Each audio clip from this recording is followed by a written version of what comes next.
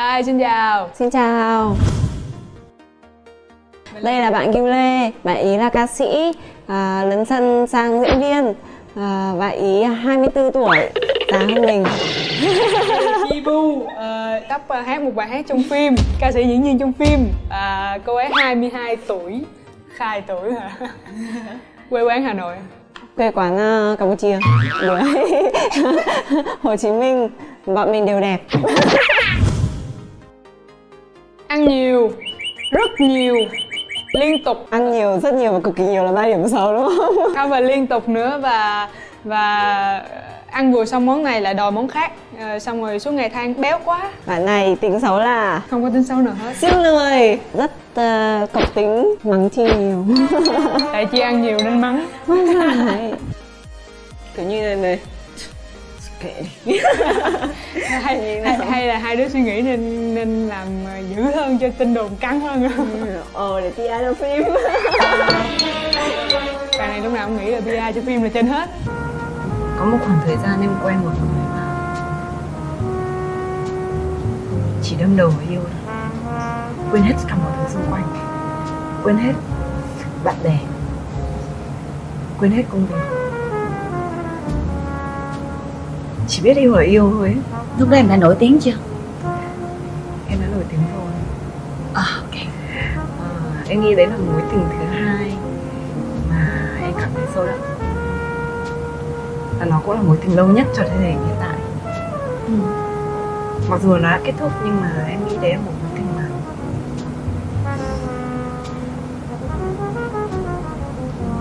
nhiều khi mình nghĩ không biết bao giờ mình có tìm được một mối tình khác đẹp hơn như thế không. Hồi đó là em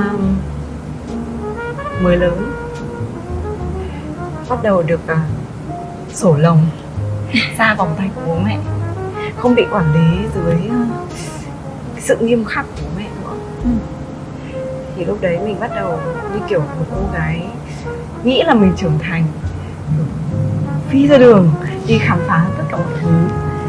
Thì trong khoảng thời gian đấy mình có một người bạn đồng hành với mình để khám phá tất cả những cái gì mà mình chưa bao giờ được trải nghiệm. Có quá nhiều cái kỷ niệm đầu tiên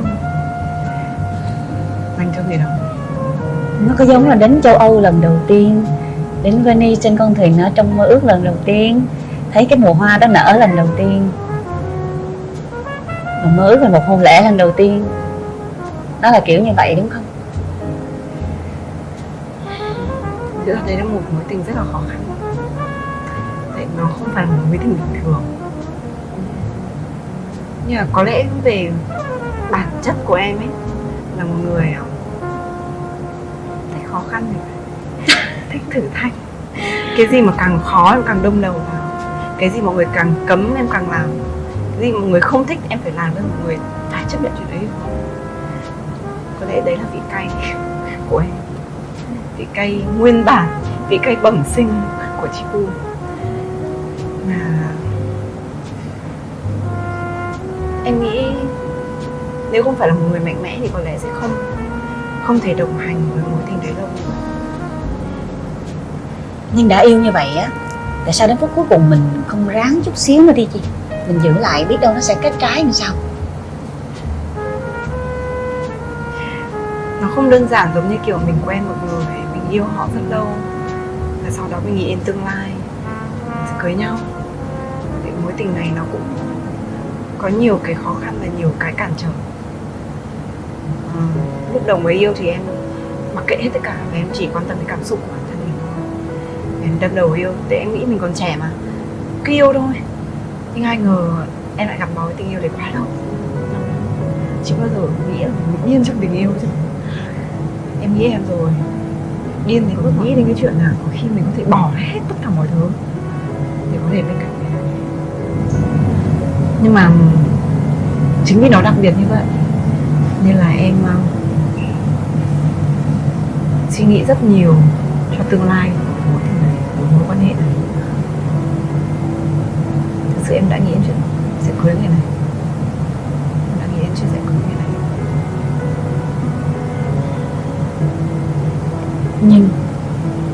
Nhưng em có nói cho họ nghe là em đã nghĩ về tương lai mà hai đứa mình sẽ ở lâu với nhau không?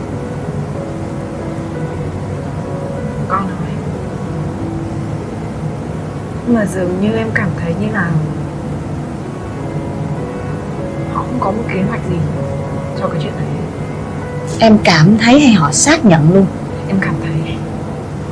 Tại vì thực ra cái điều họ nói với mình và cái điều họ khiến mình cảm nhận đôi lúc mâu thuẫn. Họ luôn nói với em rằng là chắc chắn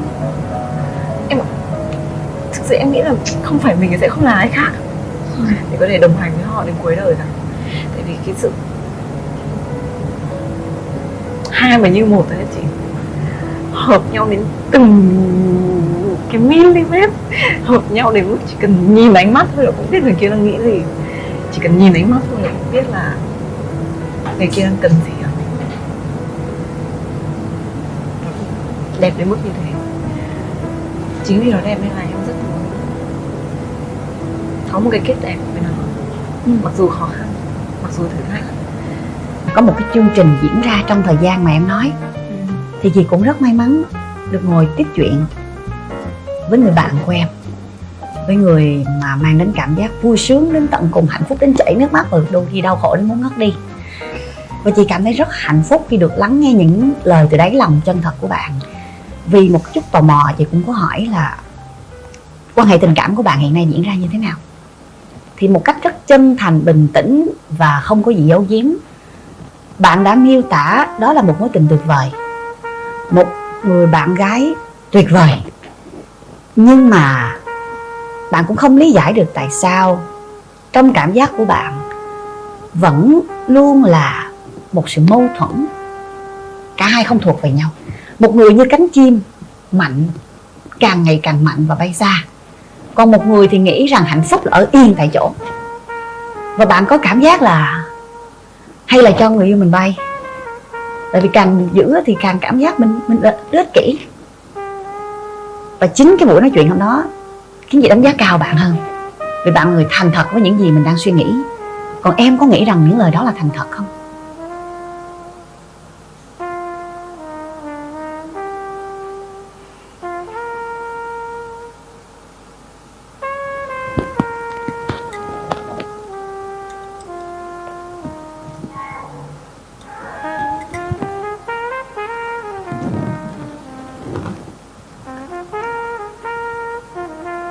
Thì em đang nghĩ gì không? Em đang nghĩ là vì sao người ta không nói điều đấy với em. Mà nói trên một sóng truyền hình với một chương trình bí Em mật. Em chưa xem chương trình đấy. Nhưng mà vì sao người ta chưa bao giờ thẳng thắn nói những lời đấy trực tiếp với em.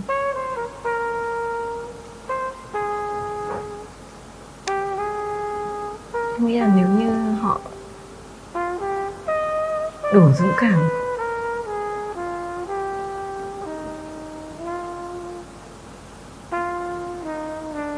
để nói thẳng cái lời này với mình, có lẽ mọi chuyện sẽ khác.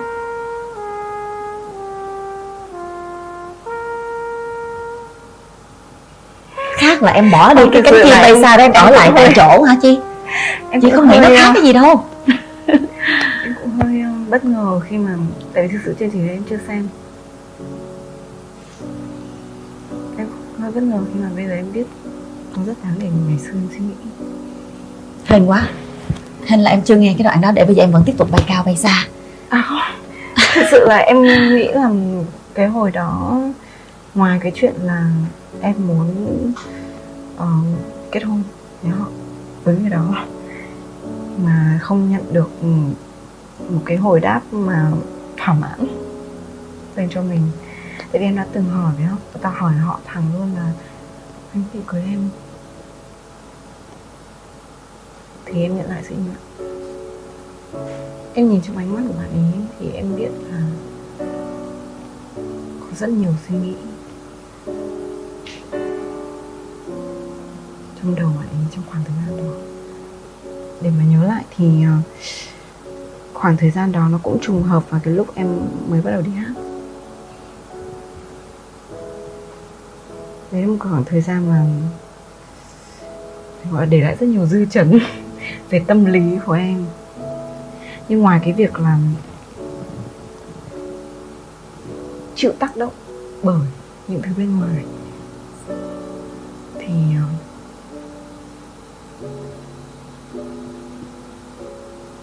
em luôn cảm thấy trống trải khi ở nhà. Nghĩa là gió bão ngoài em không có chỗ để dựa. Tại em cảm giác như là đây là điều người ta không nói ra, nhưng mà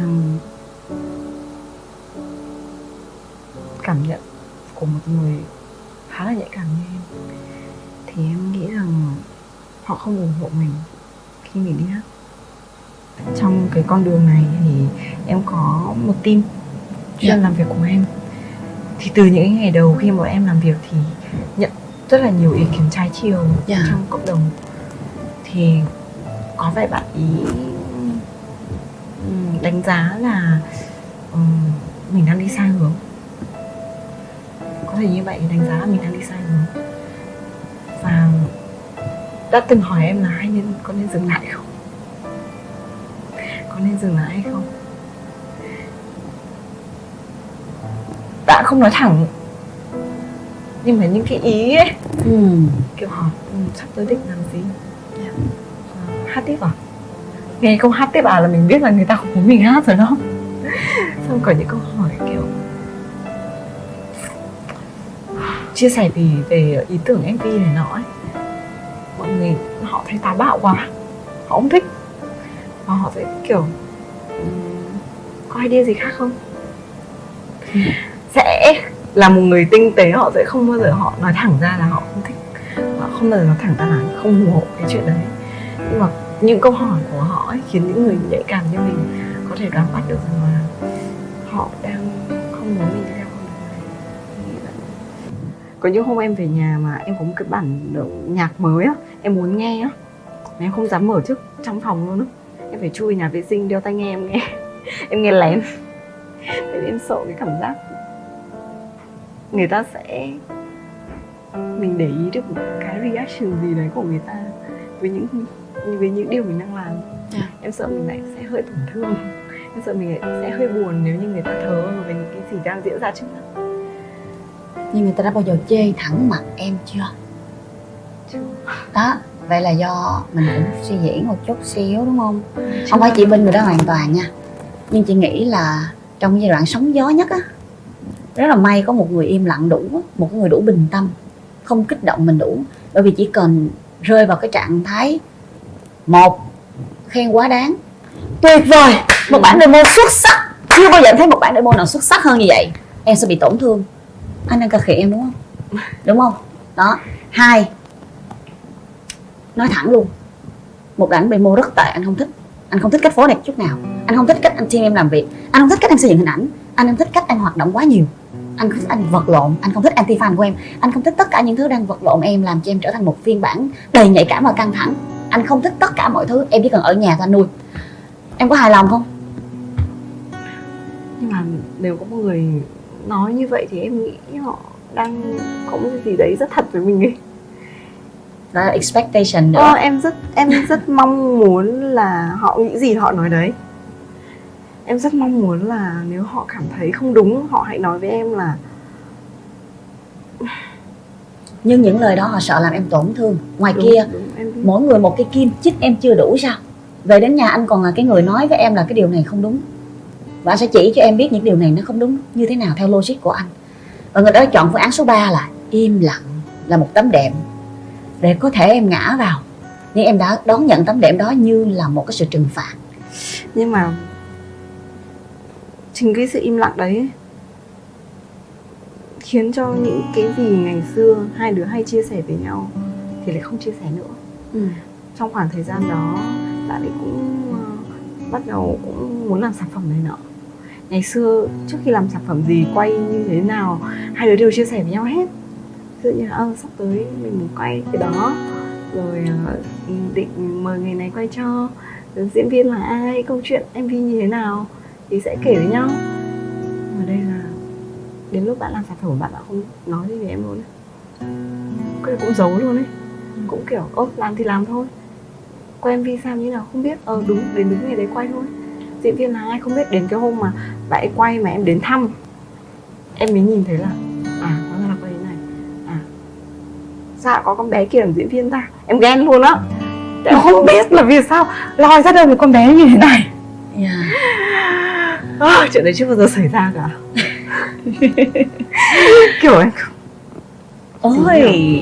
Ôi là la. kiểu có quá nhiều thứ như kiểu cứ bị giấu nhau ấy. Dạ. Em cũng thấy kỳ lạ, kiểu không hiểu sao lại phải như thế luôn ấy. Sao không cứ như ngày xưa nhỉ, kiểu làm gì cũng chia sẻ rồi nói, nhận xét và nói cho nhau những cái ý kiến hay, những cái điều mình thích hay không thích từ dự án của người kia. Còn có câu chuyện về một cô gái trong một đêm bị tai nạn, bị trôi nước biển. Rồi cô ấy thức dậy, ngày hôm sau cái câu đầu tiên cô ấy hỏi là người ấy có nhắn tin cho em không. Thì em nghĩ hình ảnh đó nó gợi lên cho em điều gì? Tại sao cô ấy không hỏi là em đang ở đâu, em có bị gì không, có ảnh hưởng đến nghiêm trọng đến sức khỏe em không, cái tai nạn này nó diễn ra như thế nào, có ai đến thăm em không, mà lại hỏi người ấy có nhắn tin thăm hỏi em không. Nếu như một cô gái nào đó đặt sự quan tâm của ai đó lên cả bản thân họ, là cô ấy đã yêu hết mình hay là cô ấy đã ngu ngốc hết sức vậy?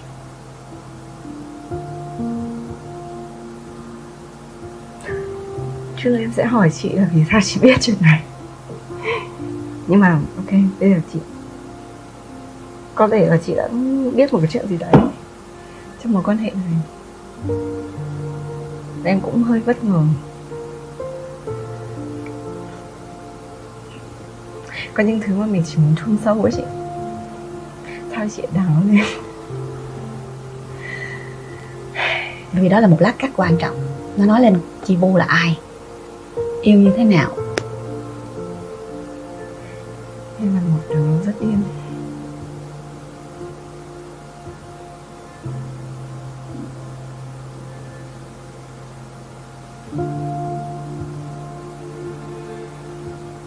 Dù là người yêu có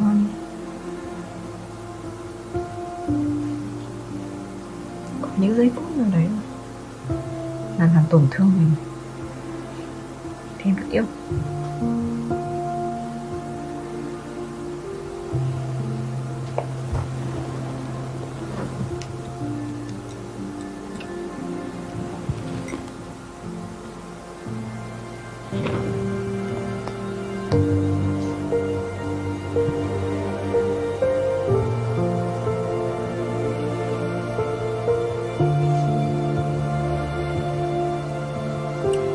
Vẫn yêu theo kiểu chịu đựng à? Sao chưa nói nhưng mà em nghĩ là em chịu đựng. Em nghĩ là kiểu sẽ có lý do để người ta đối xử với mình như vậy. Chắc là mình liên quan cái chuyện ngủ này. Thì đúng là trong mối tình nào thì cũng sẽ có những cái sự mâu thuẫn, có những cái lúc cãi vã nhau. Quan trọng là mình đối mặt và giải quyết cái việc đó như thế nào. Nhưng mà có lẽ lúc đó thì cả hai cũng còn quá trẻ, có những cái bồng bột.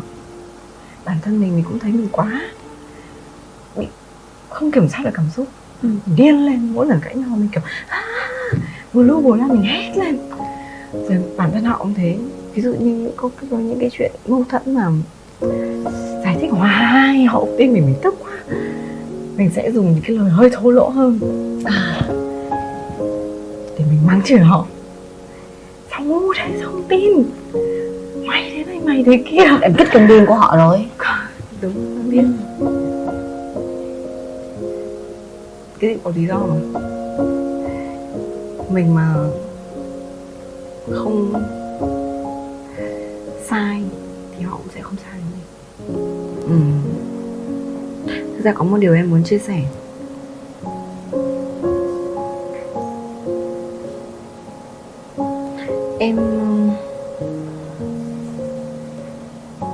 Có lẽ là em biết vì sao mình lại điên và mình lại thô bạo và mình lại có thể làm tổn thương người khác bằng lời nói một cách kinh khủng như vậy.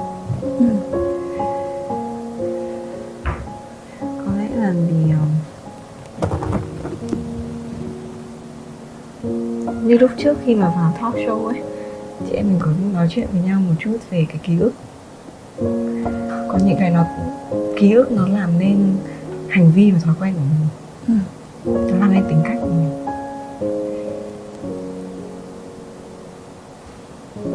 Thì có lẽ tuổi thơ của em bị chứng kiến quá nhiều cuộc cãi vã của gia đình. Nên đến bây giờ thì mình đôi lúc mình cũng hơi điên, nhưng mà mình sẽ chấp nhận cái chuyện là vì sao người ta im lặng. Người ta im lặng vì người ta không muốn cả hai phải chịu tổn thương vì những lời nói thiếu suy nghĩ. Người ta im lặng vì người ta muốn cho mình thời gian để suy nghĩ thấu đáo hơn về sự việc. Và bản thân mình cũng học được cái điều đấy. Nếu mình không muốn làm tổn thương người khác, mình rất yêu thương người này, thì mình hãy học cách im lặng đúng lúc. Nên bây giờ em thấy mọi thứ nhẹ nhàng hơn. Thế đúng không? 5 năm 5 năm nếu mà quay trở lại qua đậm sâu. phải nói lời cảm ơn nhiều hơn. Em muốn xin lỗi bản thân trong 5 năm đâu, hay em hoàn toàn cảm thấy mình vô tội với những gì mình đã trải qua? Thực ra vô tội thì không, có quá nhiều tội. có rất nhiều sai lầm. Nhưng mà em nghĩ là ngày xưa nếu mà mình không bùng bột và sai lầm nhiều như vậy thì sẽ không có Chi Pu hiện tại. Chín chắn hơn, biết suy nghĩ không? Em đã học được cách biết yêu người khác hơn. Support, hỗ trợ cho họ nhiều hơn Biết là cách. áp lực. Biết cách tôn trọng cảm xúc của người khác hơn. Thì ai cũng cần có những cái không gian riêng, những cái cảm xúc mà cần được tôn trọng. Thì bây giờ mình cũng không biết là mình có giỏi trong cái chuyện đấy hay chưa nữa, nhưng mà em thấy riêng cái việc mình kiểm soát được cái cảm xúc của bản thân mình thì nó cũng là một bước tiến vượt bậc của em rồi. Thì ngày xưa em thấy em điên quá mà ai cũng nói em điên, nhưng mà hay là chính vì cái sự điên đấy mà người ta không quên được mình ta. Bài hát này là về tâm trạng và tư duy của em về tình yêu, không về một ai nhất định cả. Nhưng mà bởi vì thực sự nó là một câu chuyện thật mà, dựa trên một câu chuyện thật mà. Quá này nè. Người mình yêu chưa chắc đã yêu mình, Càng càng muốn muốn yêu, yêu càng chẳng thể hiểu. chạy theo ai mình muốn quan tâm nhiều, Càng nhân lại ít bấy nhiêu. bởi vậy nên người ta gọi là bị ngu.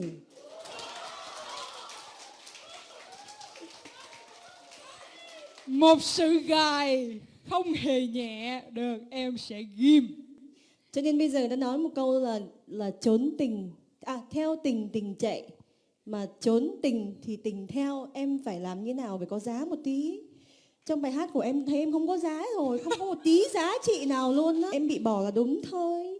Yo, chị được gọi ngàn mũi tên xuyên tim luôn. Một cái tựa bài này là người mình yêu chưa chắc đã yêu mình thì sao thế, nó rõ ràng quá rồi á. Có thể mình nghĩ là mình tìm được đúng người rồi, là người đó rồi, mình dành hết tất cả cho họ, nhưng mà cuối cùng là họ chưa chắc đã yêu mình, và nếu mà trong chuyện tình cảm nó chỉ một phía thì nó sẽ không đi đến đâu cả. Mình lấy ví dụ bản thân của Gil đi, Gil không dám đưa lời khuyên tại vì mình còn đang chật vật vượt qua cái tuổi này mà. Đó là trong tình yêu, sau những cái tình yêu gà bông nó quá đẹp và đơn giản thì mình có một cái tình yêu và cái tình yêu đó tổn thương mình đến mức làm cho mình sợ, và nếu vấn đề đó kinh khủng, như là ví dụ như là phản bội đi, và mỗi lần nhắc đến điều đó làm cho bản thân mình khó chịu, cáu gắt và phản ứng rất mạnh, phản ứng theo kiểu là phản xạ có điều kiện luôn. Giống như là khi mà mình làm sai bị đánh đau thì mình sẽ không bao giờ dám làm cái điều đó nữa. Và bản thân mình không thể tha thứ được. Cái điều đó nó cứ trong đầu mình, làm cho mình trở thành một con người hoàn toàn khác, dần khác. Nó ảnh hưởng thực sự tính cách của mình, và mình thấy được điều đó, mình hiểu được điều đó, nhưng mình không thể sửa được. Bắt đầu là mình cũng vô khủng hoảng, lúc đó cũng khủng hoảng lắm. Thì mình đọc được một cuốn sách, vài câu đầu tiên của bìa sau quyển sách thôi làm cho mình có sự thay đổi. Hãy giữ cho tâm mình tốt. Tâm mình tốt thì lời nói mình mới tốt. Hãy luôn giữ cho lời nói mình tốt. Lời nói mình tốt thì mình mới có những thói quen tốt. Khi mà mình có những cái thói quen tốt thì cái cuộc sống mình nó mới có một sự định hướng tốt, và mình mới trở thành một con người tốt. Ngay đầu tiên phải là tâm mình trước đã. Tâm mình phải tốt thì mình mới trở thành một con người tốt được. Thì lúc đó cũng nhờ cuốn sách đó, họ không chỉ nói mông lung là hãy tha thứ là bạn sẽ có cuộc sống tốt hơn, nhưng mà khi mình đọc mình phải hiểu mình phải làm gì để tha thứ. Và mình khi tha thứ rồi thì mọi thứ nó quá tốt đẹp, và hiện tại của mình nó đẹp tới mức mà tại sao từ trước tới giờ mình thấy nó tối sầm như vậy. Mình chỉ nhìn được cái sâu mà mình không nhìn được tất cả những sự cố gắng, những cái sự đẹp nhất trong tình cảm mà mình đang có ở đây, mình đã bỏ lỡ qua rất là nhiều. Thì sau khi mà mình đã lấy lại được tinh thần thì hiện tại mình thấy dù mình có gặp lại vấn đề đó một lần nữa thì mình cũng sẽ không xù lông nhím, mình cũng sẽ không kinh khủng đến như vậy. Và mình biết đó là một tính chất, một vấn đề phải có trong cuộc sống và trong tình yêu này rồi.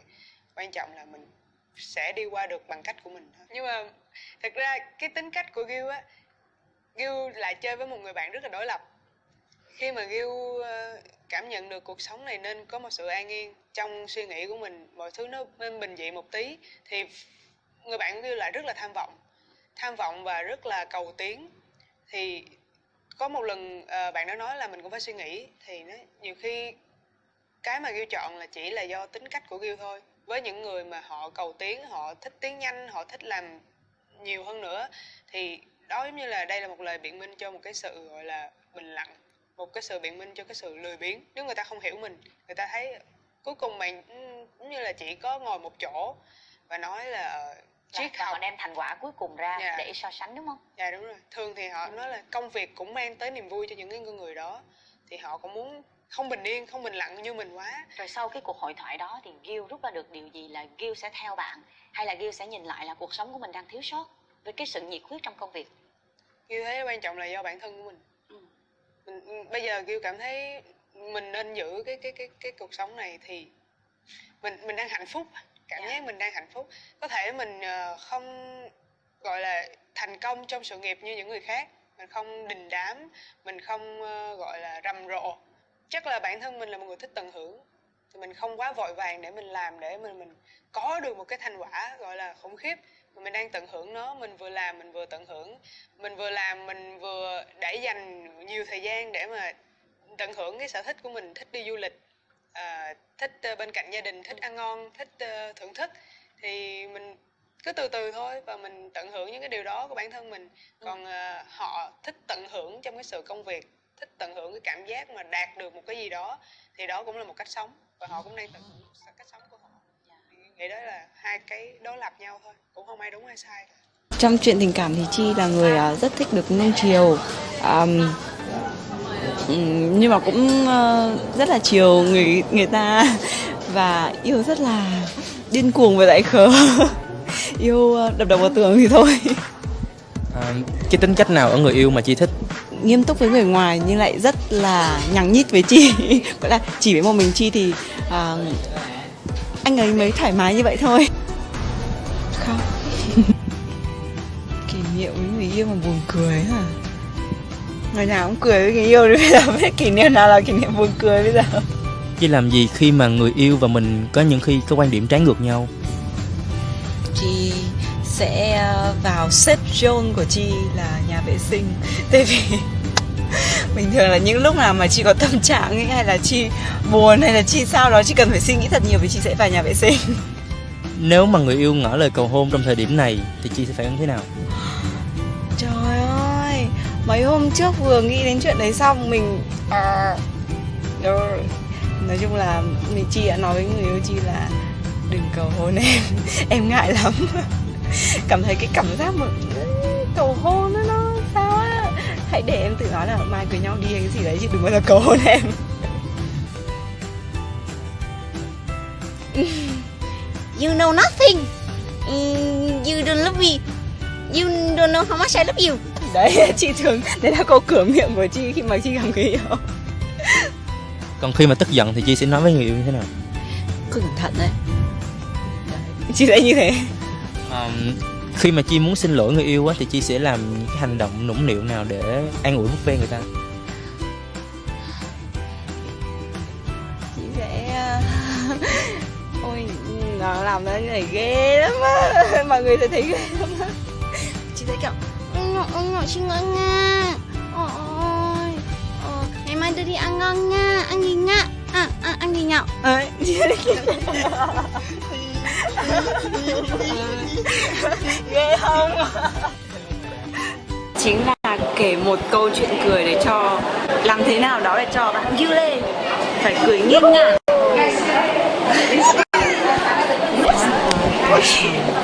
Cái này em nói mọi người không vô cười như kiểu gì. Mặt cu đi, mặt ngầu đi.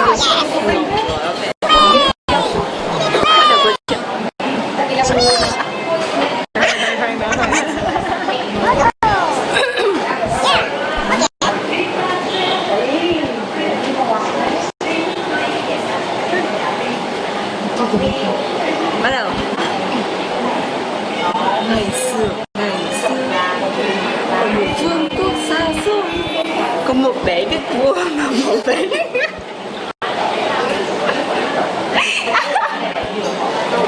và một bé tên là nữ hoàng.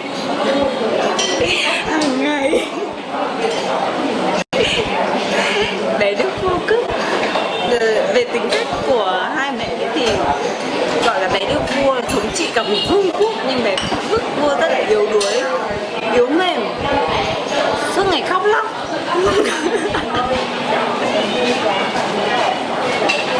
Còn bé nữ hoàng thì rất là cứng rắn, là một người con gái mạnh mẽ.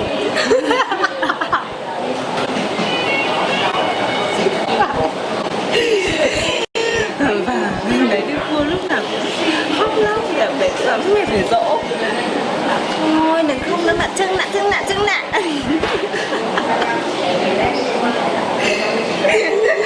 Cái này các bạn không hiểu được vì sao Ghiu cười đâu.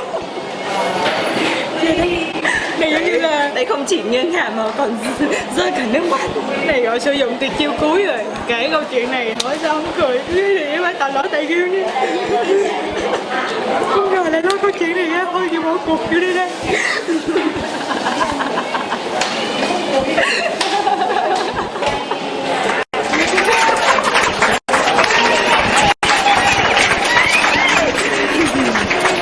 Cảm giác rung động là cảm giác khi mà nhìn một ai đó mà mình chỉ biết cười mà thôi.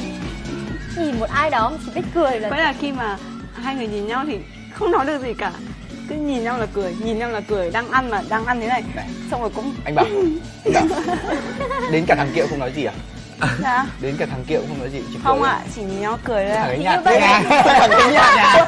Em Anh cười thấy em nhạt, nghe anh thấy nhạt nhưng... Không phải em thế thì là được, những thằng kia không được cười thế thế. Tại điều sao như thế đâu Không, người ta, Không, đây là rung động người ta mà. cười kiểu ngầu. Ngầu à? Kiểu như nào? Cút bò thì rơi. Thế mà em yêu được trong một thời gian dài, anh thấy em cũng giỏi đấy. Kiểu yêu một năm chỉ đi mà nhìn nhau cười thì cũng quá siêu. Anh thề. Anh ủng hộ. Anh cứ đâm bao Bây giờ về sau yêu ai cũng cười. À thế còn... Thế còn Ghiu thì sao? Đấy cũng cười là chết dở. Đây là cười tan ngoát thôi nhá. Chúng ta đang hỏi gì nha? Ôi trời ơi. Thế từ nãy đến giờ bạn đang suy nghĩ về điều gì đấy? Bạn đang suy nghĩ về nụ cười à? Hay là bạn đang suy nghĩ về cái gì vậy? Không biết nữa, đang ngồi nghe mọi người nói chuyện thôi. Thế đang một bạn... Tìm thấy em, người đã giống như anh mong đợi, một người có ánh mắt biết cười. Trái tim anh rung động, trải qua bao nhiêu tháng năm. Anh ngờ tình yêu ấy dài lâu đến mãi sau.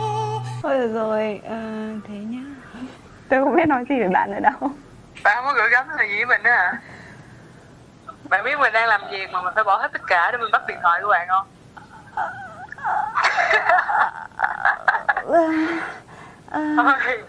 Rồi làm gì làm đi nhá. Từ ngày sẽ sắp tới sao con. Hả? Thôi giờ thế nhá. Chào bạn. Không biết phải nói gì luôn. Trời ơi, run như gọi điện cho tổng thống vậy đó. Nãy em nói vậy chắc đi cưới chồng quá. Em thấy làm sao? Rồi gói có làm dâu phụ không?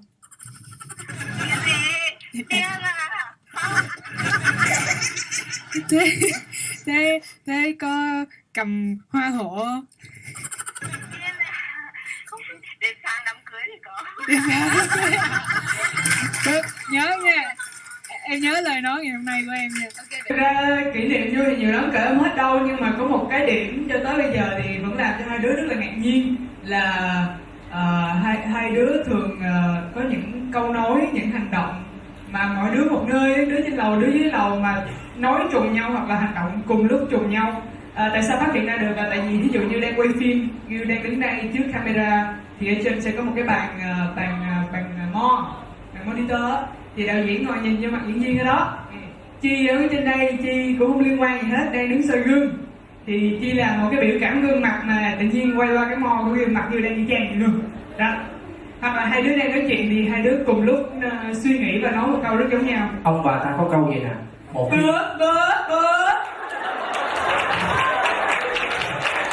không, hồi nãy chỉ là thương bài thôi, thường là người ta đã có kết bài chứ đúng không? Kết bài thì thường là người ta sẽ trích dẫn một câu nào đó của ông cha ta xưa để lại. Ông bà ta có câu rằng tâm linh tương thông thường có tướng vợ chồng đó kêu mà.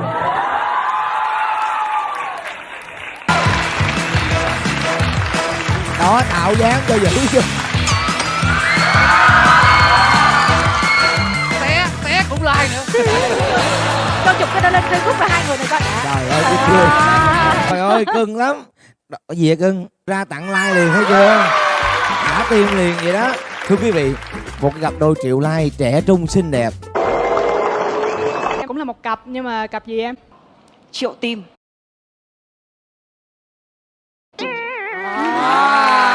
Triệu tim.